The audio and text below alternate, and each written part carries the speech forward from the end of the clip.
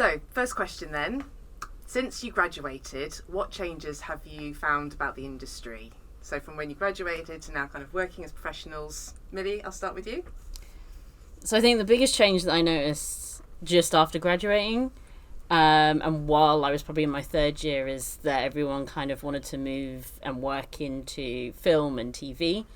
And then kind of just after graduating, it felt like there was this big burst in motion design and animation within motion design. And I think that was like the biggest change that I saw just as I was coming out of uni. Like motion design was really young back then, and then I was like, people are making massive animations in After Effects, and I was just like, okay, this is big. I feel like I need to look at this and learn this. So what year are you talking here? 2013 was when I graduated. Yeah.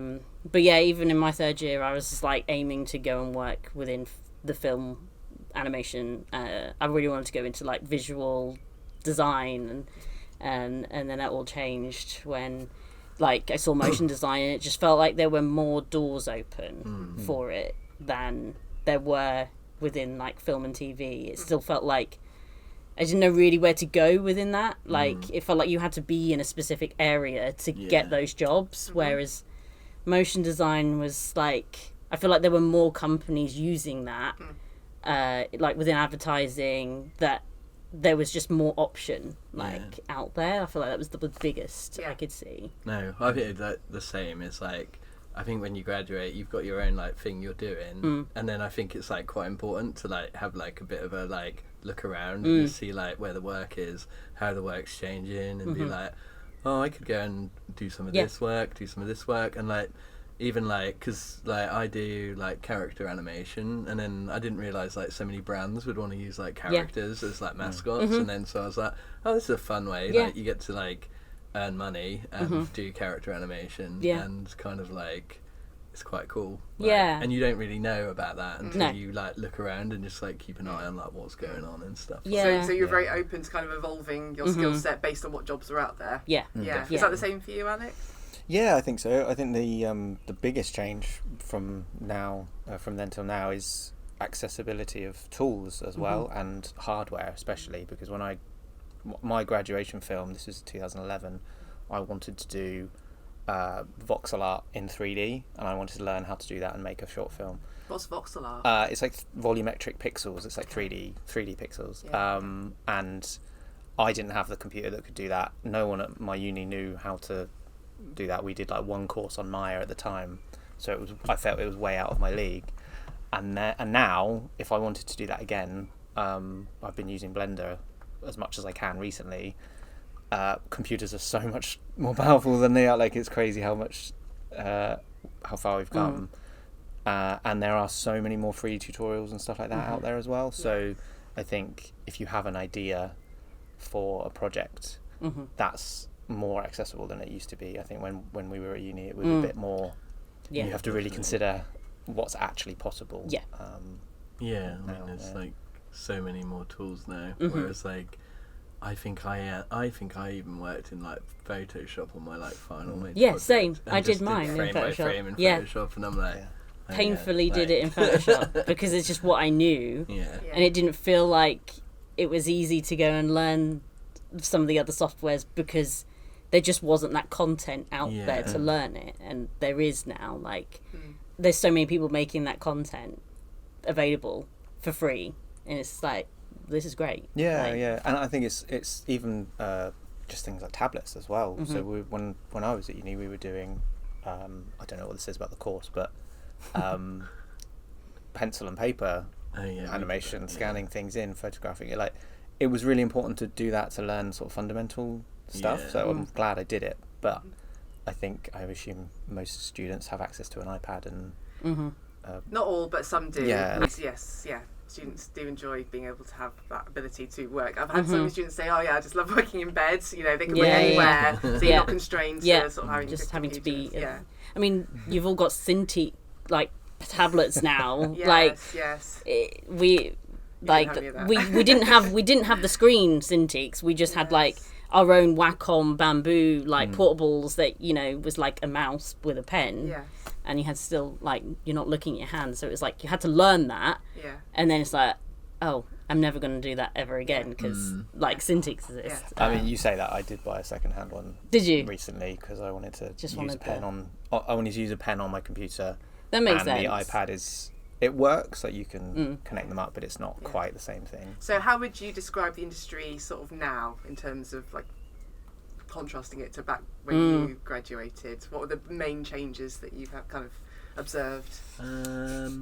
I mean, there's quite a lot of people like working in it, I guess. Yeah, like, it's massive now. I know like so many people, but there's so much more work. I think the whole thing when we graduated, like similar time, I graduated in 2010, is like the whole like smartphone thing where content and people just needed content being made.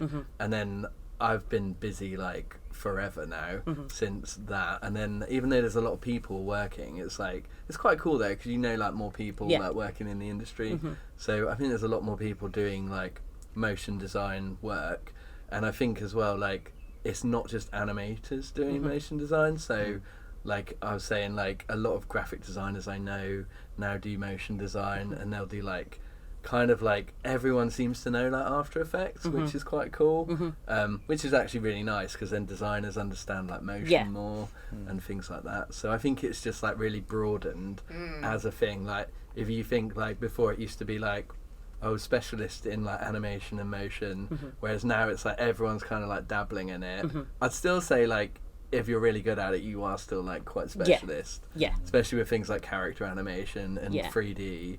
But like it's quite cool because like I've heard people actually say like design is like all about motion now. Like it's so much motion, like all design has to move now basically because all screens and stuff. So it's like really cool because it's just such a big industry now. There's so much huge to like do.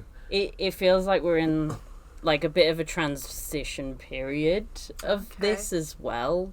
Like it feels like there's so much motion now, but at the same time there's then so much software that's now being introduced that it feels a little bit overwhelming because you're like, what do I learn? Like, but we were saying, the biggest thing is getting good at the fundamentals of animation, because you can apply that to whichever software. There might be a hurdle to learn that software, but if you know the fundamentals, that's like the main thing, and you can bring that into whatever you're using. Like how you get good at the fundamentals is just like you might really love a piece of software when you start. You might be like, oh, I love like After Effects. I really liked working in, like I was saying, like Rough Animator, and I feel like it really made like my timing like better, because I was just drawing frames, and then I'm like, and then you can move that to like After Effects, and you can move that to like, I mean, like any other software, like 3D as well. Like I've kind of like never used 3D software, but like if I animate in 3D software, I'll animate like how I do it with like frame by frame software and like with After Effects, and you kind of like get your own feel of like how stuff moves and how you want stuff to move. Not that that's always the case, because I guess I think it's more like understanding how stuff moves is really important. And then if you have a job and someone's like, oh, this is like a really calm thing, you'll know exactly like what you need to how you need to do you agree, Alex? I was going to say it's the things like Bezier handles and stuff like that. It's the manipulating the tool to do the thing that you can do in a different way. So like you said, when you picked up After Effects, it made you a better animator.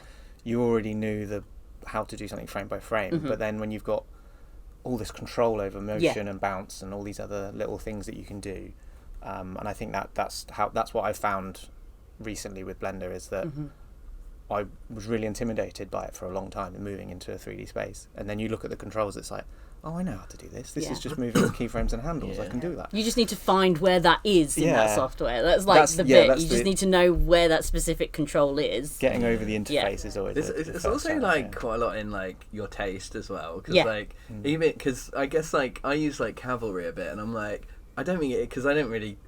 Sometimes I don't even put keyframes down, but I'm like, oh, this looks cool. I like this, and like I'll just be messing about and being like trying to build something, and like I guess there is a lot in like your taste of like how stuff Taste moves. is huge. Like I it's think. like so important though. I think having the taste is another big aspect of like being like that looks good. Yeah, like how that moves looks. You just know it. Looks and I think good. the more you connect with the community and you watch what's out there, I think that's how you start to develop that taste. Or is it your own personal taste? Yeah, like or just generally good. I mean, there is a general. It's subjective, but I feel like we could probably all look and be like, we're all going to be like, yeah, that's great. Yeah, like I guess you like have your personal style, but like I'm so like understanding of like if I have clients and I work in the world of like capitalism, like I know the boss wants something like this. I'm like I can do it and I'll make it look good, and like I think you kind of understand what looks good and what people want that looks good. That's a really big part. But with text as well, if you're working with a lot of text, that's an especially tricky thing to balance when I think things are trending towards snappier, faster motion, lots of bounce and shake and stuff, and then you're just like, well, no one can read this text. No, you just give me all the text like to animate. actually having like pacing, understanding timing, of pacing and editing, and it's like really important. Sorry. No, carry on. So just you've all been in the industry for a while. Have you sort of noticed ups and downs? Do things cycle round? Yes. What are your thoughts on trends and how things are? I think going? You definitely see like, I mean, it's not that. I don't feel like we're in a massive time frame as when like motion design really became a big thing. It's still really young in comparison to animation itself, and it's still really like it just feels like it just accelerated so quickly, and that it feels like we're seeing some things that are kind of like, I find characters and character animation, I'm not getting as many inquiries for that within more of like, I guess like explainer animation realm, but I'm getting it in other animation realms that people want interactive characters. And it's kind of like people are asking for that, but in a different sector. So it's like product design is now they now want motion, like they now want animators. Then it was like 3 or 4 years ago, it wasn't a massive thing, but there's now because with like character stuff, like I went through a whole wave of, it's not even like character animation, it's like loads of very playful brands who would be like, oh, we want our logo to be like really moving like a playful way, and like the typography, and then like coming from like a character background, I was like, oh, I've got like really good sensibilities of like how to make a logo like quite playful and stuff, and like I've definitely noticed there was like a massive like ramp up of that work, and then but now I'm like, I've definitely like gone back to like, I don't know what I'm doing at the moment. It's kind of like corporate, but it's got like some edge to it. Yeah, I know what you mean. It definitely. And like I'm just like, I kind of find it fun though, because it's like exploring like we did like a collage animation the other day, and it's like really janky looking and stuff. And then I did like an 8-bit animation last week for the company I'm working for at the moment, and it's like a finance company, but it's just they do some like quite,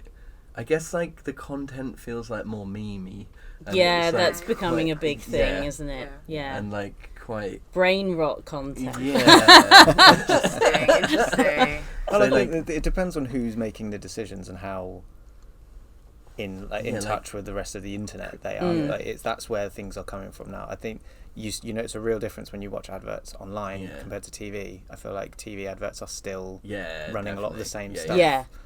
But anything online has to be sort of plugged in really snappy. Yeah. It has to be shareable and things like that. I don't know if you would know, like, there's like one thing that I kind of just had realised but forgotten about, is obviously when we were kind of starting out in motion design, it was like the end of a recession, and it was only really like there was a lot going on economically. Yeah. And I feel like when I first started, there weren't as many marketing teams because you know, when the recession hit, a lot of marketing ends up just getting cut. So when I first started in motion, I weren't working with marketing. It was working with people that knew nothing about you're just making stuff and you're just like, you're having to sort of figure out what this company wants without that marketing middleman that yeah, knows how yeah. to sell something. And you're just like, now it's quite nice because it feels like companies have these marketing teams again. Yeah, you're so right, because like the company I work for at the moment, they've just got like an internal creative team, and they have like really good creative directors working for them, so they'll be like, oh yeah, we can really like play it. Like the other week I was like, oh yes, we get to do like some 8-bit stuff, this is fun. And like they do like kind of push it a bit more, whereas you're right, like it used to be like they'd just be like, oh, you just talk to the director of the company, and you're like, oh my god, someone who doesn't understand anything about animation, not particularly creative. And they'll just sometimes the ideas will just be okay. But that's where explainers and like whiteboard animations I think came from, and why they kind of died out, because people sort of slowly realised that they can be really engaging and interesting, but they're a trend that people got bored of. And then it's like, oh, what do we do now? We have to find something. It's funny how that like there is a lot of trend following of, like people. I mean, that is the thing. You get like a lot of reference. Like you will always be like, this is all the references. Yeah. And it's like, well, if Apple or Nike or someone, like if a big company does something, you'll everyone's and like, maybe not so much anymore, but I think a couple of years ago there was definitely a point where I was sort of 3 or 4 projects in a row. I'm just copying something else. Like, I do miss that era though, where there was always like Buck had done something really like it doesn't feel like there's anything crazy new that happens anymore. Like that's interesting. I think you're right, because like I think everyone's just got really good. Yeah, like, so that's true. So The bar is, like, the bar is really high. It's like, so the craft level is like really high. Yeah. but it's So, more like, it's more everyone's- fragmented as well, isn't it? Yeah. Like, because like you said, when we were starting, it was motion design was still relatively new. It was, I would say, it was very corporate in the sense that it was specifically someone had come up with that term to sort of say, well, we want to do animation, but we want to be able to sell it to a CEO or something. Now it's like motion designers are, I think, perceived as artists in their own right, because the craft has got to a point. So even though I think they are, for the most part, interchangeable. Like you when you're motion designing, you're still animating. It might be for a slightly different purpose, but like the it's so good, but it's also people are going off in different directions now. Motion design isn't its own thing anymore. So you are all sort of Norwich-based creatives. Some of you work in freelancing, some work in studios, some have done both. So I'd love to hear more about your experience working as a freelancer and a studio. So Stephen. So I have only really freelanced. So for like how long? Like 16 years nearly freelancing. And what was your decision to be freelance? I had a job and then I got made redundant, and then that's my decision. Like an animation so job? I had my job out of uni, so I left uni, and then what year was this? 2010. 2010. And I worked for a really cool company with my mate Mark, and our boss was a guy called Rick, who was awesome, and he just let us like play around and do like whatever we want, and then I guess it kind of made sense that we were going to get made redundant eventually. But he was really cool, and then after that I was just like freelance. And then I guess I freelanced on like a lot of like explainer video stuff in like the 2010s, because it was like very popular, and you get like kind of random stuff and it wouldn't have like very good creative direction. And then in like 2019 I started working with Koto, who are like a brand studio, and they have like very good creative team, very good creative direction. So like I definitely like from that was like involved in some very cool projects, because they just have like a good eye for stuff, and they bring in like good animators to animate the stuff, which is fun. And then from there, like freelancing more directly with brands rather than studios. So I worked with like Meta and Notion, and I'm at Ramp at the moment, which is really fun. So just kind of like. And what do you enjoy about the freelancer life? What do I enjoy about it? I guess like there's some flexibility, but like when you're like really booked up, there's not. But like it's quite cool. Like you can go on holiday loads, and well, you could when you could afford to, because flights weren't so expensive. Because I'm not going to get political. How was it sort of learning how to be a freelancer? Was that something that was pretty smooth for you? Or did I'm you like so bad at it now anyway, so like I am so unorganised, but I mainly work with studios who have like really good producers and like project managers, and I just like making stuff, so I don't really care about like planning my time. Great, yeah. So same question, Millie. Freelancing, studio. So yeah, I'm now a freelancer, but I was for a good 12, 13 years in full-time work. 10 years of that was in a small video production company. I was the only animator. And I guess it was like, even though it was full-time, a lot of what I was doing was probably similar to being a freelancer, because it was a small studio. I had to do a bit of producing. I had to do a lot of client contacts, a lot of meetings. And, you know, in a smaller studio, a lot of the budgets that would come through aren't like amazing that we can go and hire loads of cool creative directors on it. So again, like the start of my career was doing a lot of corporate-y stuff that I tried to make as fun as possible. Like that's what I always wanted to do, is just like, I'm gonna make this design and this animation as good as I can. And I kind of went through this whole like career at this studio. Then I started exploring like other routes of animation, and another job opportunity appeared, which I took, which was actually in apps and like gaming apps, and they wanted an illustrator animator. I was like, okay, I'm going to give that a go. I did that for just under 2 years, and then I got made redundant. And I had been freelancing on the side as and when, so it wasn't like super like out of the unknown. I kind of looked at what other full-time work was out there, and it didn't like match the expectations I wanted. So I was like, okay, maybe this is the time that I just go freelance and see how it goes. And yes, it's I've kind of enjoyed it. I like, if I can keep doing it, I'm going to keep doing it, because I like the flexibility. You can take control of your days a bit more than you might in some studios. Like, you know, if I want to, as long as there's not like a deadline, I feel like I might want to have a slow morning, and then I can work a bit later in the day. Like, that's the nice thing about being self-employed, is you can kind of dictate when you're going to work during that day. You might be working with some studios that don't, but yeah, I feel like I get most of that. So I feel like I learned a lot though being within a studio, like particularly like talking with clients, organizing, like the depth of a project, when storyboarding needs to happen, how that needs to be signed off before you move on to something else. I felt I really got to grips with that, which helped with freelancing if I was working straight to a client. But yeah, same as Stephen, it's really fun when you get to work with like a big agency or studio that have like these amazing direct, creative teams, and you're like, wow, this is fun. You like realize, it's like you do. You're like, I wasn't a bad animator. It just needed more people. I needed more people. That's what I needed. Like you really compared yourself as a one-person band to be like, why does my work not look? And it's like you're just one person. Time, that's why. People, that's it. Yeah. Would you ever go back to a studio job, or I think freelance?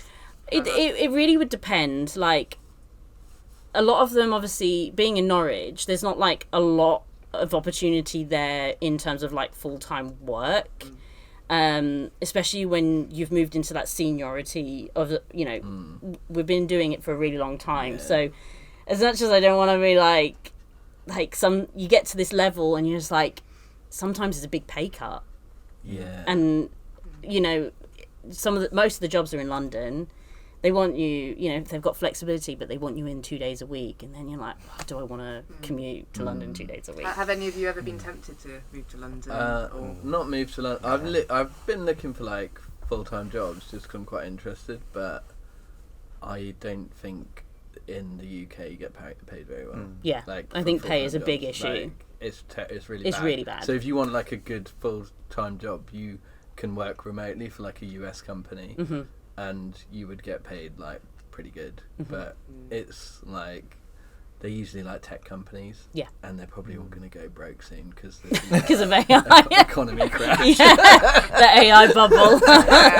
Well, you balance that extra income against the actual save if it's a good just take it and save what you can, and then you can hopefully ride it out. So Alex, what are you freelance, studio, what's your I've pretty much always been freelance. I've had some very long-term retainers and like contract work that sort of felt studio-esque, but never worked with sort of what I would call actual studios. So yeah, the fact that both of you brought up creative directors that's something that I would love to have a bit more. Creative directors, illustrators, storyboarders, people that experts in their field that can let me get on with the job that I want to do. But at the same time, I think some of my favourite jobs that I've done, so I've been freelancing about 10 years, some of the best jobs that I've done have been ones where someone's just trusted me to do the entire thing and said, can you just go and do this, and I'll make, like, here is some money, go and do this thing, make it good. Yes, okay, great, I can work at home. It's fantastic. But yeah, just so I graduated 2011, almost immediately went into another course to do 3D animation. So I did animation at uni, and then I did 3D animation remotely with an American company. And why did you decide to do that? I would say I wanted to work at Pixar, but that's not really the dream. I wanted to be in that world, like you said. You want to work in TV and film. That was excellent. I learned loads of amazing things, and I worked. I mean, I got like lessons from like ILM animators and stuff like that. It was crazy how good it was. But it cost a lot of money, and I didn't get a job out of it at the end. And it almost completely burned me out on Maya, which is one of those. This is why I mentioned sort of tools earlier. Is how accessible they are now. Certain studio tools, they're for studios. You can't like. I think things have shifted a little bit towards tools have to be mostly usable by one person. If you're not in a huge studio environment pipeline. Anyway, so that put me off 3D for a long time, and I'm sort of working my way back to it. And then was working as a graphic designer and doing bits and pieces of animation for a few years. And then my manager at the time made the mistake, I call it a mistake, he made the mistake of letting me produce a short film at home for the company. And then after it was done, I was like, I'm leaving. I have to leave now. I have to go and do this. This is what I want to be doing with my time. And I think I just got really lucky with the timing. So this was 2016. And then he threw a load of work at me straight away, and I just spoke to everybody that I knew. Definitely reached out to Stephen at that time as well, and just tried to get as much work as possible. And it's kind of just snowballed a little bit from there. I am also looking at full-time work all the time just to see. But like you said, Millie, pay cut. Yeah, it just feels like there's a lot you give up.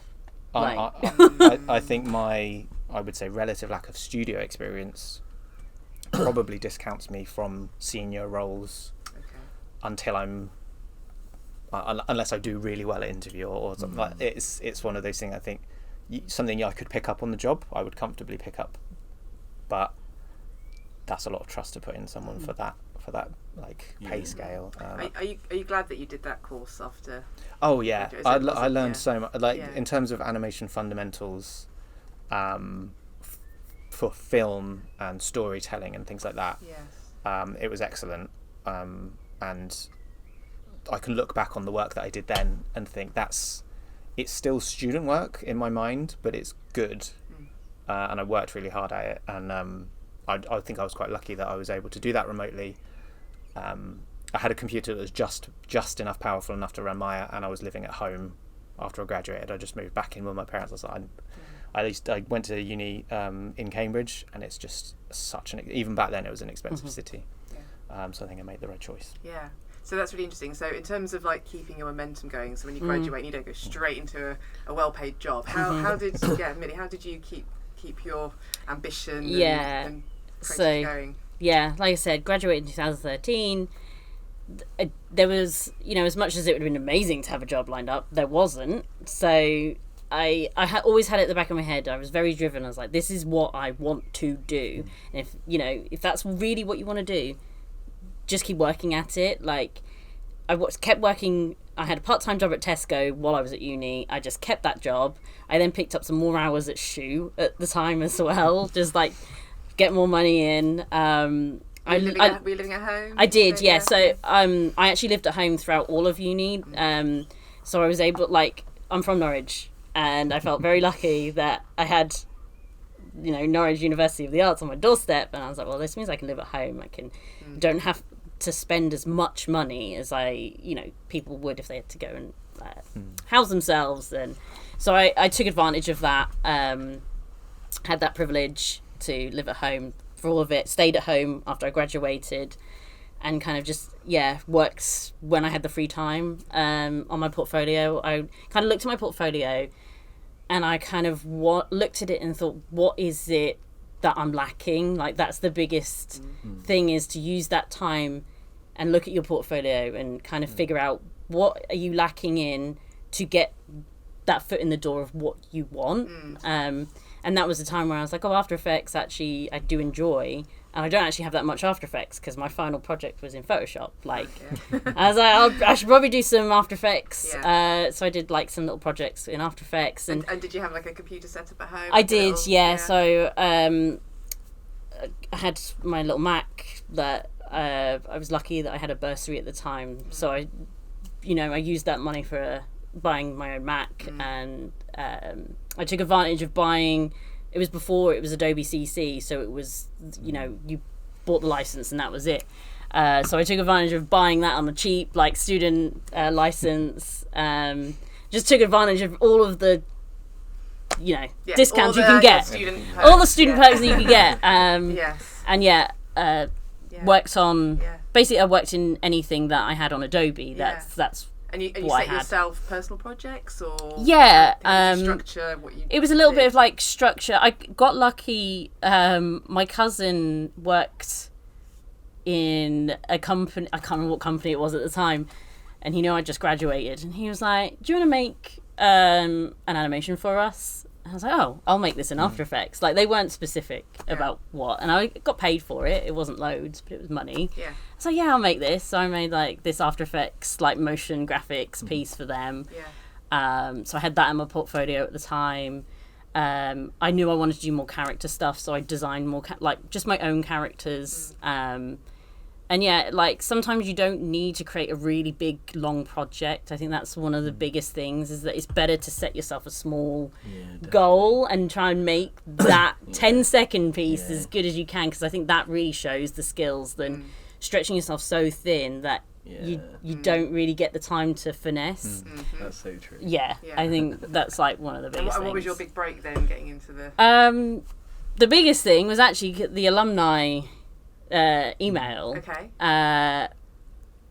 There was just this Alumni email from the uni that said, this company is looking for an animator. Yeah. And I was like, okay, well, I'll apply. That's me. I'm an animator. And I'm an animator. They were in Norwich, and it was Norwich based, and I was like, oh my god, because at the back of my mind I was like, am I going to have to move to London? Yes. And it was their first hiring of an animator. They never had an animator before. Applied. And you were ready. I did. Yeah, I had all these things to talk about because I'd done some more portfolio pieces. Yes. Interviewed. I had to actually do a little not an animation task. It was a little design task. Yeah.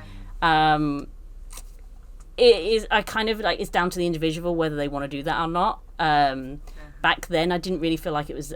They weren't taking advantage. It was you can kind of tell if it's more of they're trying to take advantage. It just felt like they were really trying to make their decision by what I could make in that time frame compared to whoever the other person was.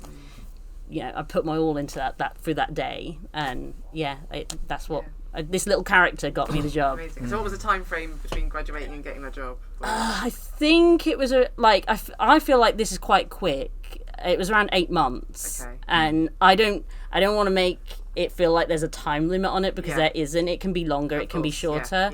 For me personally, I feel like 8 months is quite quick. And I was very lucky. Like, I think with most people, it's just like being in the right place at the right time and just going for it. Like, don't just ignore the thing at your back of your head that's saying you're not good enough.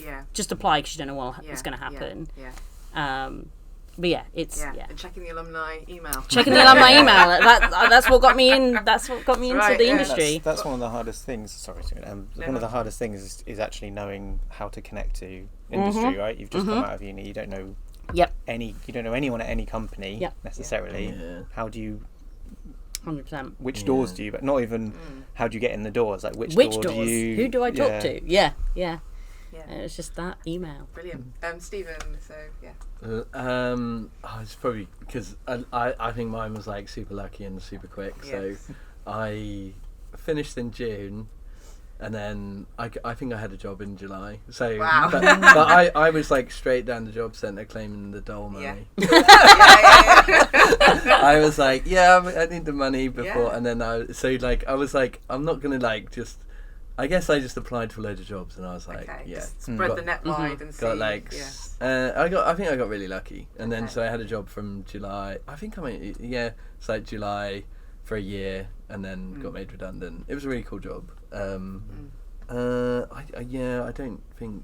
think I was super lucky because I think it was like Vimeo staff pick era, and my grad film got a Vimeo staff. So your grad film and was, then quite. I got like a freelance job with Esquire, like the magazine, like straight off of uni from Vimeo staff picks. Unfortunately, there's nothing like Vimeo's like anymore, really. Doesn't feel like there what's is. the new thing?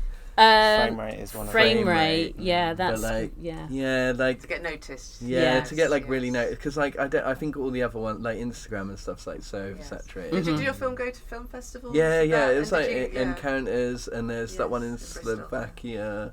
What's it called? Festanka. Like it was there. But you had to send it to these places, didn't you? No, they were like. Really? That's honestly, it was like crazy. Yeah. That's like cool. I remember posting it and being like, I posted some Vimeo, and then I was like, get like 1,000 emails being like, someone's coming out, and it's just like, whoa, which was really cool, but like it's quite, I think it's like quite unusual. I wouldn't say that's like, I think it's just great. I feel like that might have been how I discovered you. No, maybe not your grad film, but like Frog's Bollocks was one that I watched a lot. Like everyone I knew at uni knew that film. Great. So you had They used to be really good in like, and then like now sadly I'm just like LinkedIn. That seems to be. It's going back to how animation wasn't such a huge industry. Like now it's everybody wants like, animation. Like 10, 20 So it ago, feels like just, LinkedIn's where you just get your stuff out in front of all of those different sectors that want animation. But I would say when I first went freelance, like I was so poor. Like even like I lost my job, and then I was like. I reckon I was making like 10 grand a year and was like, feed me. Were you living at home? No, me and mates, we were renting, and like we were okay. I mean, it was like first year was like a total struggle, and then like it really picked up because it was like probably like 2011, and then that's when it just suddenly like all like motion design, as people call it, is like got really popular, and then been okay since then. So final question is, knowing what you know now, if you could go back to yourself, when you were a student just graduating, what kind of advice would you give to yourself? Alex, any thoughts? Follow up all the time. Like if you do a piece of work with a client, check in with them. Don't leave it 10 years. I mean, they might come back. I had a chat with my old boss this morning, and he's got some animation work for me, which is quite nice. So that's I've been chatting to him intermittently through 10 years. But going back to graduation films, I did a pixel art style graduation film, and through that, I call it my first client. This was before I even like properly tried freelancing. And I made a short film for Dorkley, who was like College Humor at the time. They were quite a big thing at the time. and that was amazing. And did this film, never had any, like, they were quite happy with it, and then never did any others through me. And it took me years afterwards. I'm like, why didn't I just chase them? And I was in that, maybe they didn't enjoy it that much. And so I think if after you've graduated, you've probably got the biggest portfolio you're likely to have ready to go. You have to just send it to people and just get a reel and get it out there. And that's the advice that I was given. And I didn't necessarily follow it, but so I essentially started freelancing twice. I gave it a go and didn't have any clue what I was doing. So learning like how the business works, I think that's something I would try and teach myself now, or find a course to do. Like I think there's probably resources out there now for like starting your own business and what you actually have to do. So were you like Millie, like you like wouldn't give up, like this is like your you were just, this is what I'm going to do, I'm just going to keep following it no matter what setbacks I get? Or it probably sounds dramatic, but being an animator is like, that's a core part of who I am. Like a big part of my identity, and it has been since I was a child. Like I think it's just always been that case. So I was really lucky that, and I think that's part of why I went freelance as well, because I did struggle to find paid work, full-time work in it when I graduated, and even before I graduated I was looking at work. So freelancing just gave me the option. It's like, okay, I can do this for a living, I still have to run a business and find my own clients and do my own advertising, stuff like that, but that's worth it, I think, for where I am now, I guess. Yeah, great, thank you.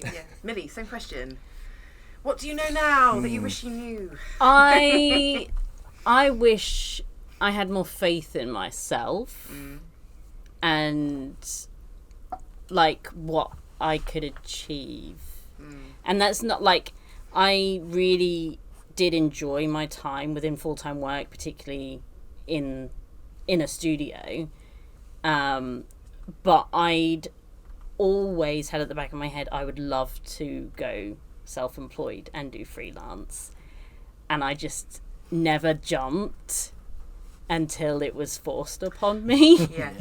And I sit here now and think I wish I had more faith, and I wish I tried it sooner. I think it's just about, and it's really hard because it feels scary, like going from this is how much I'm going to get every month and you just know what you're getting to you don't really know what's going to happen. I really wish I just had more faith in myself and being able to actually accomplish what I wanted. And you know, there are like a lot of outcomes that aren't in your control, but that's life, isn't it? Like, so yeah, I don't want to make it sound like freelance is the better option over being in a studio, because I do feel like being in a studio as a recent grad is really useful. But when there's a certain level you get to that you might feel a bit constrained, and I feel like that's when I should have really gone for it. It seems that intuition. And I didn't, and I just stayed because I'm just like in my comfort zone. I'm in my comfort zone. I really wish I did it sooner. So there's pros and cons to both. Absolutely, yes. It's a leap of faith, isn't it? It is. Well, it really is. Anytime, so it is. That's great. Thank you. Yeah, Stephen.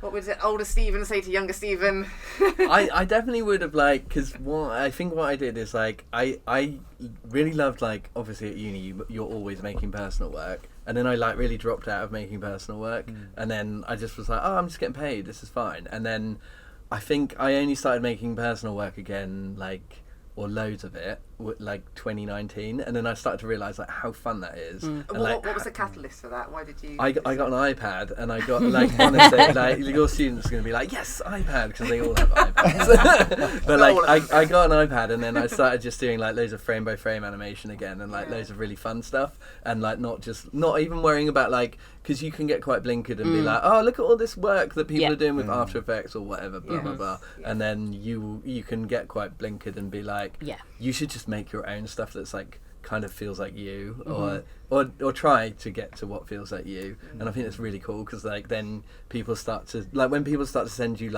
pitch decks, and they're like, it's got your work in it, Yeah. and then you're like, oh, this is cool. People really like what I'm doing, and it's not like you're just being told to make something like someone else makes.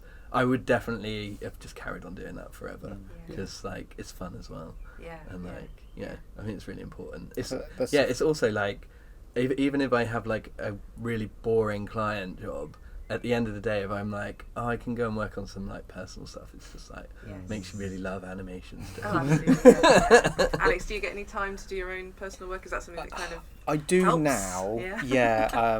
I think there was definitely a point, kind of similar to what you said. Is the work that I tend to do or have done recently. I shouldn't be too negative about this. It's good work, but it's not necessarily the stuff that I want to be doing. And I really, when I'm using After Effects, a lot of the time I am missing frame by frame stuff. But you also do like really cool art, like outside of. I guess I should say that like, my personal work, especially for the last 6 years, has been like abstract art. Yeah. Like that was my outlet for a long time. So now I'm kind of, oh no, I actually want to practice animation. Because this is what I was going to say, is it's a fine balance of your time, whether you go out and learn marketable skills, specific tools, like if you want to work in the games industry, you need to be Unreal or Unity or whatever, or you just make your own stuff all the time, and then just, if people see it's so funny though how many people like, I do like stupid eyeball animations, and like literally I've had people contact me and be like, can you do a fly through 3D animation of our building, just because this like weird animation I did like somehow got really like people really liked it. It's like, it's quite, I mean, you get loads of it's funny, like just like, I think as well, I do think really good creative directors can look at like someone who's got really good like animation sensibilities. And this is the thing I always think is like, character animation is like a superpower, and if you can animate a character, you can animate like a really good logo, you can animate type, but a lot of like really good creative director will be like, oh yeah, this guy will be able to do this, whereas like not so good, it'd be like, oh, you haven't got any type animation I in your know. portfolio. Oh my god, it And drives it's me like, crazy. It's like easy. Do you find as well like it's not easy, but it's just it's like there's movement in character animation, timing, and you can apply that to other things. It's like my pet peeve. I'm like, it's mine as well. I recommend so many good people, and they're like, there's too much character work. It drives me crazy. Like, but then that'd be so good. Character animation a lot of the time is more expensive and time consuming, and people don't want to, like, budgets don't. A lot of so you have that's the. I think people don't get that. People that are really good at character animation can animate like a really cool logo animation. So Millie, question to you then, like, do you have time for personal work? Does it kind of feed into your Millie's been working on a film for 5 years. Yeah, basically. I have many parts. So I've been always trying to figure out why this is, and I think part of it's being neurodivergent, that I then lose the excitement of what I originally had, and I just don't finish it. But then what Stephen was saying, there might also probably be at the back of my mind the worry of what I'm making not being up to standard, and what I'm like, not, I don't feel like I'm comparing it, but psychologically somewhere I feel like I am, that I then give up because I'm like, it's not gonna be the level I want it to be to what I see out there. So I feel like there's lots of things playing on my mind. Like, I've started so many things, and I just they look great, and then I kind of just feel like I lose the momentum, and I hate that so much. Because I would I do a lot of short things. Like, I have no issues doing like a really quick little GIF of something, but I would love to finish something slightly longer. Like, I would love to do that. It's one of the hardest things to do, though, isn't it? And I'm not talking like 2 minutes. So it'd be really nice to even get up to like 40, 50 seconds. So I can't even get. Do you have, like, is this a goal of yours that you? It is a goal. I would love to have something slightly longer that I could put into a festival. Okay. That's a goal. Yes. Yeah. That's a good goal to have. Yeah, I just... That's so interesting. You're like being in the business so long, with all the skills you have, and you still have this sort of... Yeah. I know. Yeah, like you've probably made so many 40-second long things for clients. Oh yeah, I do all the time with clients. And then you're like, and then I can't do it for yeah. myself. It's. I mean, that's obviously a big factor of ADHD. Yes. Is there's a physical deadline. There's a physical thing to let down and annoy. And when it's like, well, the only person laying down is myself. It doesn't matter. I don't care. But we were also talking about taste earlier as well. Like the more experienced you get, the more, I don't know, maybe not refined, but mature your taste gets. And then you're just like, my ability doesn't match my taste. It's so true. And it's such a hard thing to do. My grad film, I didn't really give a shit if there was like mistakes. Same. Like, whatever. And now I'm just like... But then it kind of lent itself to it. But yeah, you like nitpick at your work you do. way more. I think animators are generally, I don't know what it says about me, but easily distracted by visual, anything visual art in general. And you're like, I'd love to try that. I'd love to do that. Like I look at anything. Like I initially learned After Effects doing VFX tutorials. I was like, I'm never going to use this. Problem solving. A lot of problem solving. I regularly storyboard entire music videos in my head. Oh, wow. And I'm just like, that's never gonna happen. I just have to accept that I enjoy listening to that song. I can see things happening. I do that. I used to do that a lot when I was a bit like studying art, like A level. I used to listen to music and just imagine like this fully animated like music video to it.